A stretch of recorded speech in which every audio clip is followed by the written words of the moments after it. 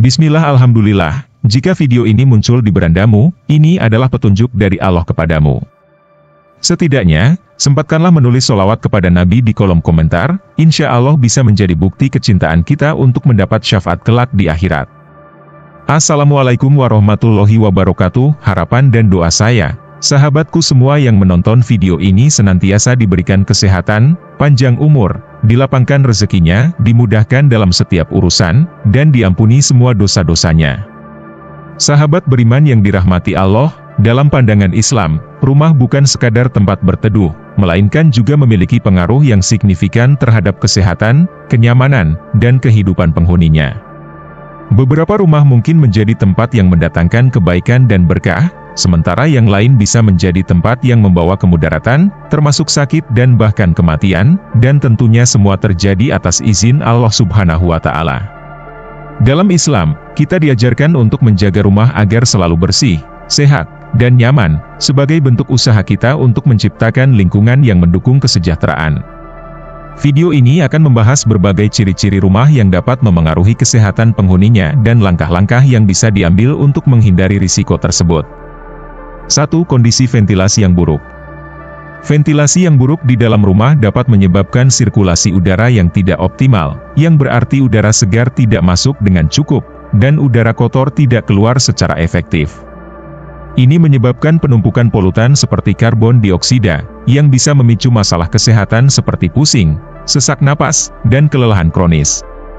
Selain itu, kelembapan yang terperangkap di dalam ruangan tanpa ventilasi yang memadai dapat menciptakan lingkungan yang ideal bagi pertumbuhan jamur dan bakteri, yang dapat menyebabkan alergi, asma, dan infeksi saluran pernapasan.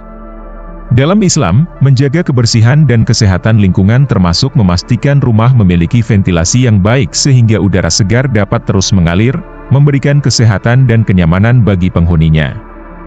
2. Pencahayaan yang kurang. Kurangnya cahaya alami di dalam rumah dapat berdampak serius pada kesehatan fisik dan mental penghuninya. Sinar matahari adalah sumber utama vitamin D, yang penting untuk kesehatan tulang dan sistem kekebalan tubuh. Ketika rumah kurang mendapat cahaya matahari, penghuni berisiko mengalami kekurangan vitamin D, yang dapat menyebabkan penyakit seperti osteoporosis dan melemahkan sistem kekebalan tubuh, membuat mereka lebih rentan terhadap infeksi. Selain itu, kurangnya cahaya alami juga dapat mempengaruhi suasana hati, menyebabkan gangguan suasana hati seperti depresi. Islam mengajarkan pentingnya cahaya dalam kehidupan, baik secara fisik maupun spiritual, oleh karena itu rumah yang terang dan cukup mendapat cahaya alami lebih mendukung kesehatan fisik dan spiritual penghuninya. 3. Lingkungan yang kotor dan lembab. Rumah yang lembab dan kotor merupakan tempat yang ideal bagi berbagai organisme berbahaya seperti jamur, bakteri, dan tungau debu, yang semuanya dapat memicu alergi, asma, dan berbagai penyakit pernapasan lainnya. Kelembapan yang berlebihan dapat menyebabkan kayu membusuk, cat mengelupas, dan struktur rumah rusak, yang pada gilirannya meningkatkan risiko cedera fisik akibat runtuhnya bagian rumah. Dalam Islam, kebersihan adalah bagian dari iman, dan menjaga rumah agar tetap bersih serta bebas dari kelembapan tidak hanya meningkatkan kesehatan fisik, tetapi juga mendatangkan keberkahan. Rumah yang terjaga kebersihannya menjadi tempat yang disukai oleh malaikat dan terhindar dari gangguan jin yang tidak disukai. 4. Polusi udara di dalam rumah. Polusi udara dalam rumah bisa berasal dari berbagai sumber seperti asap rokok, penggunaan bahan kimia pembersih yang berlebihan, atau pembakaran dari kompor yang tidak sempurna. Semua ini dapat melepaskan zat berbahaya seperti karbon monoksida, formaldehida, dan senyawa organik volatil ke dalam udara yang kita hirup. Menghirup udara yang tercemar dalam jangka panjang dapat menyebabkan berbagai masalah kesehatan, termasuk penyakit jantung, gangguan pernapasan, dan peningkatan risiko kanker. Dalam Islam, menjaga tubuh dan kesehatan adalah amanah yang harus kita jaga dengan baik. Oleh karena itu, penting untuk meminimalkan sumber polusi di dalam rumah dan memastikan sirkulasi udara yang baik, sehingga kualitas udara tetap sehat untuk dihuni. 5. Kurangnya aktivitas sosial dan keagamaan di rumah. Rumah yang jarang diisi dengan aktivitas sosial atau keagamaan cenderung terasa sunyi dan sepi, yang bisa mempengaruhi kondisi mental dan emosional penghuninya. Secara ilmiah, interaksi sosial dan praktik spiritual, seperti berkumpul dengan keluarga, sholat berjamaah, atau mengadakan pengajian, terbukti dapat meningkatkan kesejahteraan mental dan mengurangi stres. Stres yang berkepanjangan bisa menjadi pemicu berbagai penyakit kronis, seperti hipertensi, diabetes, dan penyakit jantung. Dalam Islam, pentingnya menjaga hubungan baik antar anggota keluarga dan melibatkan diri dalam kegiatan ibadah di rumah sangat ditekankan, karena ini mendatangkan rahmat dan keberkahan, serta membantu menciptakan suasana yang damai dan sehat bagi penghuninya. 6. Penataan rumah yang berantakan. Rumah yang berantakan dapat menyebabkan stres, kecemasan, dan ketidaknyamanan bagi penghuninya. Ketika rumah penuh dengan barang-barang yang tidak teratur, ini dapat membuat seseorang merasa terbebani secara mental, karena lingkungan yang berantakan seringkali mencerminkan pikiran yang kacau.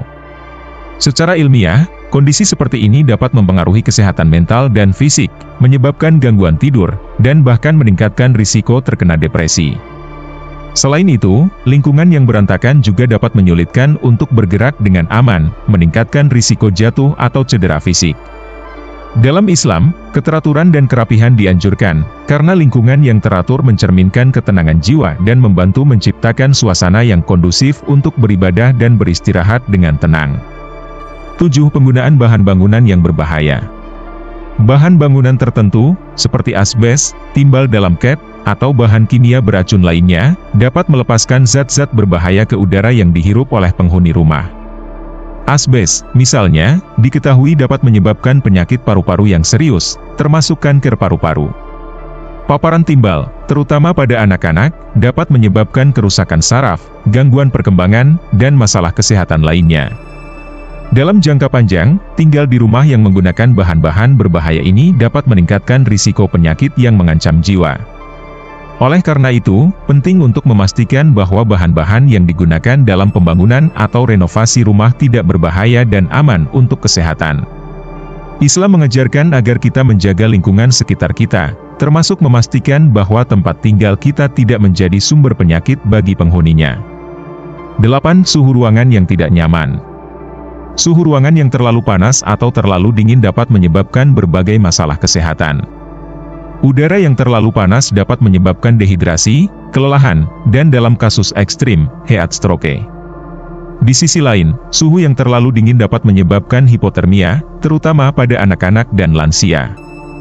Selain itu, fluktuasi suhu yang ekstrim dapat memengaruhi sistem kekebalan tubuh, membuat penghuni lebih rentan terhadap infeksi seperti flu atau pilek.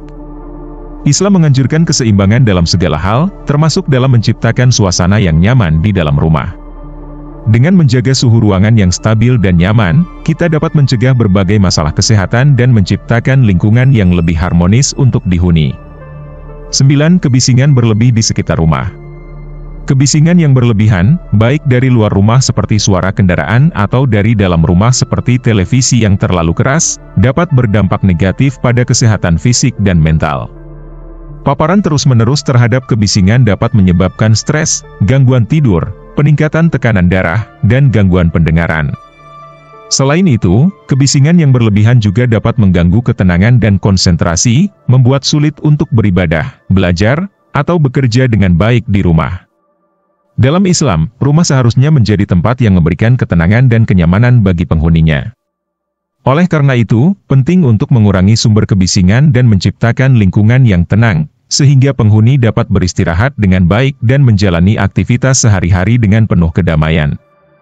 10. Kurangnya ruang hijau atau tumbuhan di rumah. Rumah yang minim tanaman atau ruang hijau cenderung memiliki kualitas udara yang lebih buruk, karena tanaman berperan penting dalam menyaring udara dari polutan dan menghasilkan oksigen.